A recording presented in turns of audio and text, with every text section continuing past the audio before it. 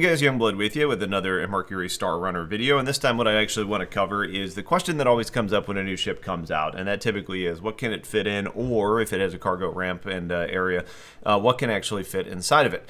So with that in mind, let's talk about the MSR. In the first initial review we looked at it and we said, it's a good sized cargo area, it's tall, which is really promising, it's deep enough where you think you could probably get several vehicles in there, but most importantly, it's got a wide ramp that has a nice opening. So you're not necessarily limited by the entry size to much of a degree. It was pretty straightforward. Took it, bought some of the ships that weren't, or the vehicles that weren't available in the game, took it down to a planet, and started loading it up.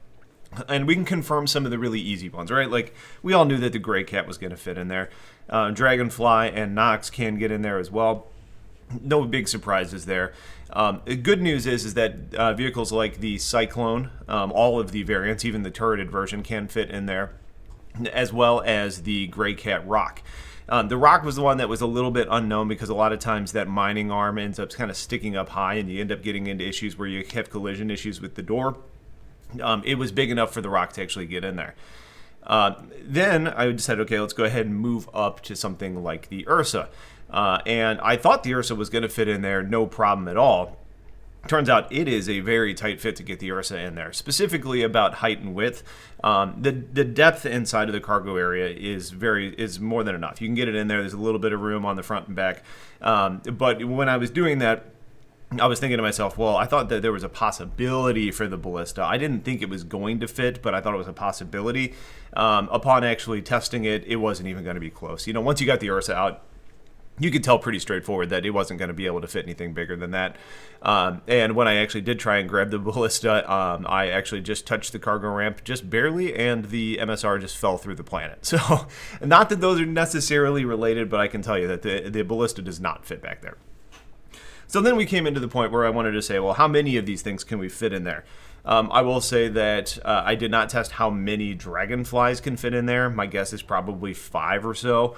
The same thing for the Nox, probably. When we talk about these, though, the Ursa, you can only fit one. It takes up so much space in there. You don't have a prayer of getting another one. We pulled a second one to see, and as soon as we got the first one in there, we were like, this is not even worth trying to get in this ship. Beyond that, though, with the Cyclones and the Rock, that's where things get a little bit more interesting. You can fit 3 Cyclones in there, and you can actually fit 3 Rocks. So if you want to start talking about like a little mining operation, the ability to get 3 Rocks in a ship is kind of impressive, especially considering the MSR isn't really all that big. Now, it does take a little bit of wiggling around. You don't quite have enough room to kind of really Austin Powers your way in. I think there's a possibility you could maybe fit 4 if there was just a little bit more wiggle room. But as you kind of get the first and second one in there, your options for maneuvering become so minute that it's just not really all that practical to get anything else in there. So typically what you need to do is you'll get one in and you kind of put it on like a side angle, but you can also just really pull them in at like 3 straight angles. What I will say though is, remember when you're using the Rock, you exit out of the front of it, so it's really best suited that you back into the cargo area. That way you can exit and be able to get into your ship. You can go prone and crawl under if you need to. That's what I ended up having to do because I didn't have that same foresight as my friend Drac, who pulled in first or second. There it is. So essentially, Gray Cat, the hover bikes, the Ursa, the Cyclones, and the Rocks all fit. The only thing right now that doesn't fit is the Ballista, and eventually the tank will not fit in there either. So there's your answer. Will it fit? Those are the ones that do. If you have questions on any of this, please let me know. Oh, and just looking at the size on this, I don't think you're going to get any flying vehicles in there aside from the hover bikes. Looking at the dimensions and everything, the Ursa isn't that wide. Most of the ships are going to be wider than that. So maybe you could kind of cram something in there on a diagonal, but it's not going to be a good experience. You're going to hurt your ship. You're going to hurt the other one you're trying to load into it. It just doesn't really fit.